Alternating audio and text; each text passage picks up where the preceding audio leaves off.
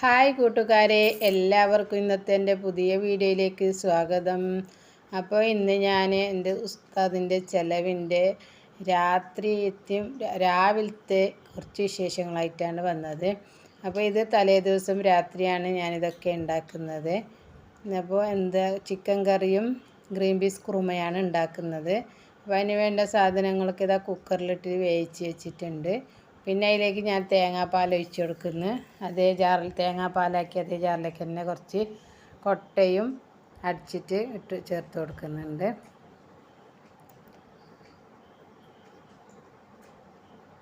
അപ്പോൾ ഇതാ നല്ലപോലെ വെന്ത് വന്നിന്. ഇനി അതിലേക്ക് തേങ്ങാപ്പാലും കൂട്ടി പിന്നെ മിക്സിയിലടിച്ച് വെച്ച കൊട്ട അതിൻ്റെ പേസ്റ്റും ഇടാം.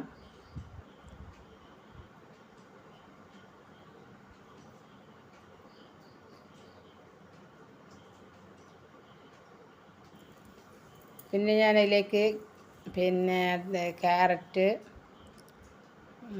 ബീൻസ്, മുരിങ്ങക്ക ഇതൊക്കെ ഇട്ട് കൊടുത്തിന്. പിന്നെ 2 പച്ചമുളക് നീളത്തിലേക്ക് കീറിയിട്ടിട്ട് കൊടുത്തിന്. ലാസ്റ്റ് തിളക്കാനാകുമ്പോൾ മല്ലിച്ചപ്പാണ് ഇട്ടു. മല്ലിച്ചപ്പ് ആദ്യം ഒരു പിടി ഇട്ട് കൊടുത്തത് വീഡിയോ എടുക്കാൻ മറന്നുപോയി. ഇപ്പോൾ രണ്ടാമത് വീഡിയോക്ക് വേണ്ടിയിട്ട് കുറച്ച് ഇടുന്നതാണ്. അപ്പോൾ നമ്മളെ കുറുമ കറി റെഡിയായി. ഇപ്പോൾ എന്താ കോഴിക്കറിയാണ് ഉണ്ടാക്കുന്നത്. കോഴി പിന്നലെ വേവിച്ച് വെച്ചിട്ടുണ്ടായി. മുളക് തിളക്കുമ്പോൾ അതിലേക്ക് ഞാൻ കോഴി ഇട്ട് കൊടുക്കുന്നുണ്ട്.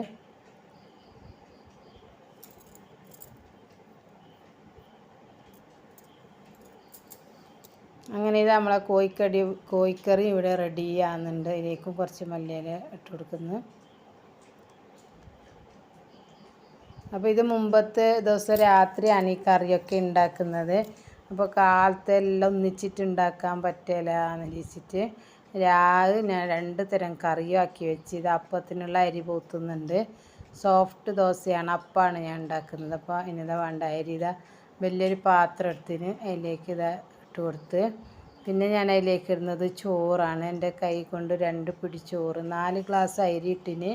അതിലേക്ക് 2 പിടി ചോറ് ഇട്ട് കൊടുത്ത്. ഒരു തേങ്ങ ഫുള്ളായിട്ട് ഇട്ട് കൊടുത്ത് ചരിച്ചിട്ട്. 4 ഉസ്താദന്മാരുണ്ട് കാലത്തെ ചായക്ക്. അപ്പോൾ അത് നല്ലപോലെ അതിന് ഞാൻ മിക്സാക്കി കൊടുക്കുന്നത്. എൻ്റെ ഇതിലേക്ക് ഞാൻ ഇട്ട് കൊടുക്കുന്നത് ഈസ്റ്റാണ്. 1 സ്പൂൺ, വലിയൊരു സ്പൂണിൽ ഈസ്റ്റ് ഇട്ട് കൊടുക്കുന്നത്. പിന്നെ അതിൻ്റെ മേലെ വേണ്ടത്രേൻ്റെ മേലായിട്ട് നിൽക്കും പോലെ വെള്ളവും കൂട്ടി കൊടുത്താൽ മതി. ഇത് നല്ലപോലെ അതിനൊന്ന് ശരിയാക്കിയിട്ട് മൂടി വെക്കാം.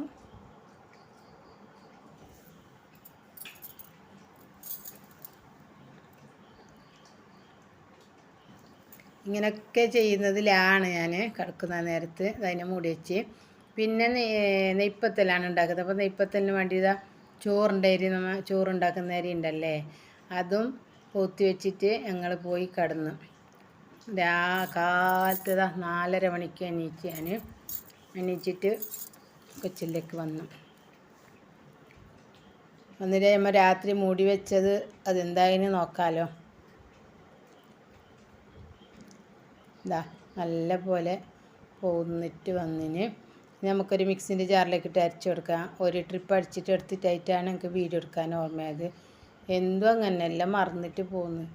അപ്പോൾ ആദ്യത്തെ ട്രിപ്പ് എടുക്കാൻ മറന്നുപോയി. രണ്ടാമത്തെ ഇതുപോലെ തന്നെ അതെല്ലാം വെള്ളത്തോട് കൂടിയിട്ട് നമുക്ക് അരച്ചെടുക്കുക. വേറെ വെള്ളമൊന്നും കൂട്ടണ്ട, നമ്മൾ കൂട്ടിയ വെള്ളം മാത്രം മതിയാവും. അപ്പോൾ എല്ലാം ഞാൻ അരച്ചിട്ട് വലിയൊരു പാത്രത്തിൽ വെച്ച് കൊടുത്തിന്. അത് പൊന്തി വരും.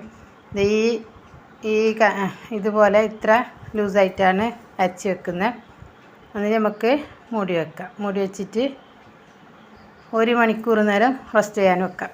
പിന്നെ ഉണ്ടാക്കുന്ന നെയ്പ്പത്തലിന് വേണ്ടിയിട്ട് കുറേ പ്രാവശ്യം അരക്കുന്നതെല്ലാം കാണിച്ചിന്. ഇപ്പോൾ ഞാൻ ബോൾസ് ആക്കിയിട്ട് എടുത്തിന്. നെയ്പ്പത്തൽ ചൂടുന്നുണ്ട്.